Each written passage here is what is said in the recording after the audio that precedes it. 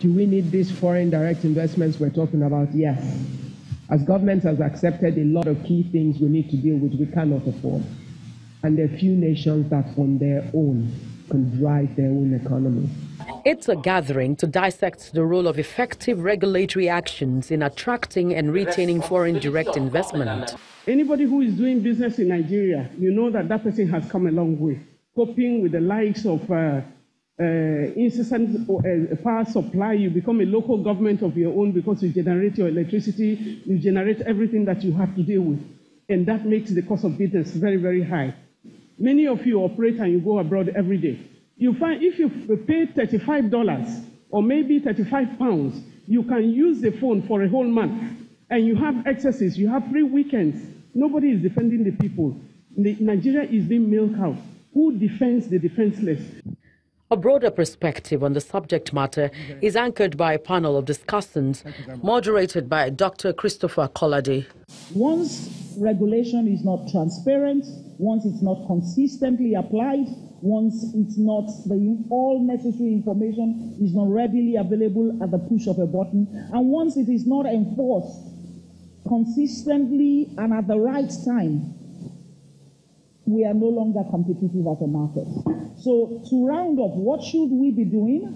My first thought in terms of practical steps, one is that we need to overhaul the entire process by which we inform players of the rules by which we play in our market. Few years, the federal government has taken specific steps to promote ease of doing business. So we've moved 24 sports to 145. We have PEBEC. We have the Provisory Action Committee on Corruption. And I guess what is really needed is a complementary action in terms of strengthening our regulators so we can then have predictable and consistent regulatory activities. Foreign direct investment in Nigeria increased by $808.56 million in the first quarter of 2018. That's according to Trading Economic website. But Mr. Femi Falana has a different perspective to the FDI in Nigeria.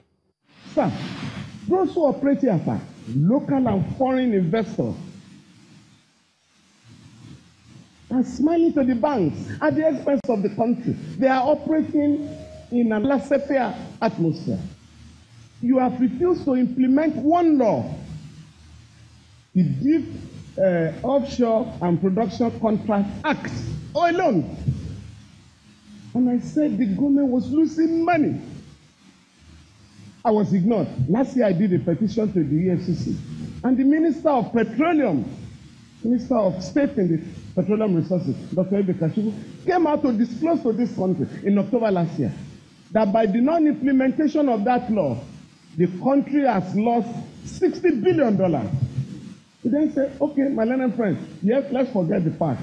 Can we now review the law? And what has the government said? We are not going to review that law. So, sir, if we are going to discuss regulations, they are there, but they are never enforced. Also worthy of note from conversations here is that unchecked businesses can go overboard and unchecked regulators can also affect businesses. However, it is important that both parties strike a balance, and this would be through government implementable policies. Loretta Chiogo, Channels Television News.